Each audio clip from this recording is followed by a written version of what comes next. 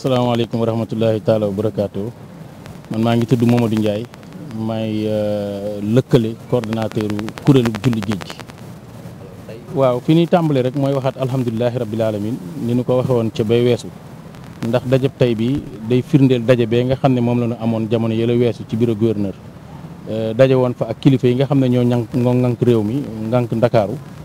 ñoom it ñu am sas yoo xam ne tebbi woon nañu ko ngir jëmmal bés bi ngir bés bi mën a mel ni mu war a mel yàlla dogaleen ñuy dox ba jëmmi jamono ñoom ñii ñu àndaat ak ñun ngir saytu ku ci ne jéego yi nga xam ne yaa ngi koy dox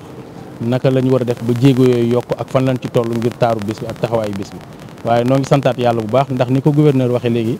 yàlla suturaal nañu ba lépp loo xam ne yéen a juñ ci amoon la mën na noo wax ni la ci ëpp suñu borom dogal na ni def nañu ko li nga xam ne it moo fi desandi mooy loo xam ne day ànd ak jamono te mënta mat lu dul bu bés ba jotee ci lañ koy matale waaye fi nga xam ne it suñu borom dogal na am na lenn luñ ci xalaat ak néew rek te it ay pexe ju ñeenti citerne ndox ndax barab la boo xam ne laab dafay am solo lool ci njàngum alxuraan mi ak njàngum xasida mi waaye fa ñuy defaree bernde it da ciy am solo lool yàlla dogal na ni it ñi nga xam ne ñoo sasoo woon loolu muy waa CNO wax nañu fi seen doole toll waaye ñoom ñii nga xam ne noonu bokk jilif ñun ñëpp it nag am na jéego yoo xam ne fas nañ ko yéenee dox suba te yaakaar na ni buñ ci yeggee yàlla mën nañoo suturaal ba nga xam ne moom lañ ci bëggoon ñu matale ko lépp loo xam ne it ni ko sëñ bi waxee ci garab yi ndax barab la boo xam ne mbooloo moo fi daje kon wéré di mën na fay feeñ lu ne mën na fay feeñ waaye gannaaw loolu it am na saytu yaram yoo xam ne des na ko fiy def te kenn du fay dara loolee lépp nguur gi daan nañ ci jàppale ci ay garab ngir mu gën a woyof mel na ni jaayante boobee dees na ko matalewaat suba bu soobee yàlla moom la préfet bi wax ni jël nañu ko ba bu ñu gisee ki nga xam ne moo yor kër docteur ci gox bi yaakaar nañ ni suba dinañu ci am li nga xam ne moom la ñu ci bëgg bu soobee yàlla wanag yi nga xam ne it mooy tax nit ñi sell mooy tax nit ñi laab ndax njàngum alxuraan ak njàngum xas day ànd ak laab wanag yooyee am na ci ñoo xam ne waa ONAS am na luñ ci sasoo woon waaye xat-xati jamono tax ne mënatuñ koo matale waaye ñëw nañ ne mënuñu koo matale waaye comme pexe du jeexit nag gouverneur bi nga xam ne moo ñu bokk yilif ñun ñëpp it booleeg suñuy pexe am nañu yaakaar ni suba dinañu am jéego yoo xam ne danañu ko ci dox bu soobee yàlla ba yaakaar nañ ni la nga xam ne namm nañ ko ci yàlla mën nañ cee defal sutura waaye daal ci tënk daal nañu jàpp ni la ñu tënkoon keroog ak ñoom ñii di autorités yi yàlla suturaal nañu ne bu dee xaaj ba tegaat na xaaj ba lépp mat na ñoo ngi ci santaat yàlla bu baax alhamdulilah rabbi. Donc il faut dire que la rencontre qu'on a tenue aujourd'hui fait suite au CRD, au comité régional de développement, qui a été tenu dans les locaux de la gouvernance de Dakar sous la présidence du gouverneur avec le comité d'organisation de cet événement religieux dénommé Magal Fàttaliku Julli Géej bi. À quelques jours de l'événement, on a jugé nécessaire de nous déplacer. La première réunion s'était tenue chez nous à la gouvernance. Donc cette fois-ci, les autorités ont jugé nécessaire de mobiliser l'ensemble des chefs de service qui sont impliqués, en tout cas qui sont concernés par l'organisation technique de cet événement, de venir sur site avec le comité d'organisation, tenir une séance de travail en vue de voir des recommandations qui ont été issues du CRD, qu'est-ce qui a été pris en charge et qu'est-ce qui reste à être pris en charge, afin que les chefs de service, chacun en ce qui le concerne, puissent se prononcer et donner des garanties que ce qui reste sera fait d'ici le jour J, qui est prévu le vendredi 20 et qui va se dérouler jusqu'au samedi 21. Et nous nous réjouissons de la tenue de cette activité parce que ça nous a permis de savoir que pratiquement toutes les recommandations qui sont issues du CRD, en tout cas, ont été prises en charge, à l'exception de quelques 3 ou 4 points, à savoir la mise à disposition des citernes d'eau,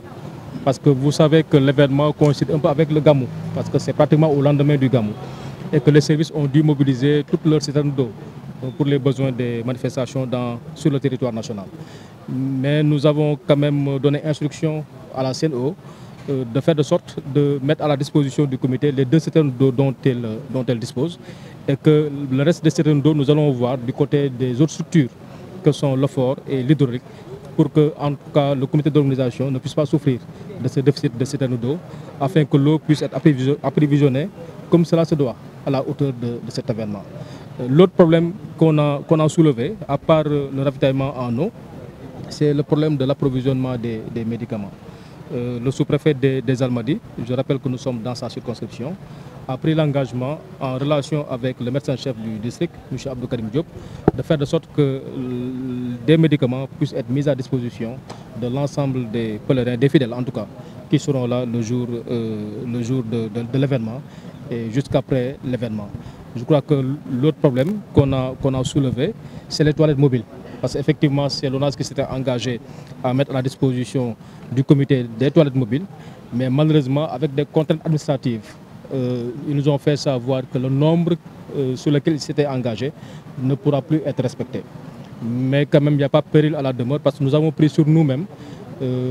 au sortir de cette rencontre, de saisir les collectivités territoriales, à savoir la ville de Dakar, pour qu'elles puissent mettre à la disposition des organisateurs, en tout cas combler le gap des toilettes mobiles, parce que je crois que les organisateurs avaient misé sur 30 toilettes mobiles et que malheureusement on s'est rendu compte qu'à 2 jours de l'événement, il n'y a que 10 toilettes mobiles qui seront disponibles. Maintenant pour le reste, on se réjouit que pratiquement ça a été largement pris en charge, à savoir les effectifs des forces de défense et de sécurité, la police comme la gendarmerie, et en plus d'être là, d'être présent avec un effectif très important, ces deux structures vont mettre à la disposition des membres du comité d'organisation des barrières à hauteur de 400 pratiquement, parce que la gendarmerie s'engage, la police s'engage à amener 250 barrières, la gendarmerie s'engage à amener 150 et elle dit qu'elle peut même aller au-delà de ces 150 barrières. Donc d'une manière générale, on se réjouit véritablement de savoir que les services de l'État qui s'étaient engagés à en tout cas accompagner le comité d'organisation, ils ont tenu leurs engagements au grand bonheur des organisateurs, mais également au grand bonheur de nous, autorités administratives, qui avons la charge de la coordination de ce grand événement religieux qu'est le Fàttaliku Julli Géej gi.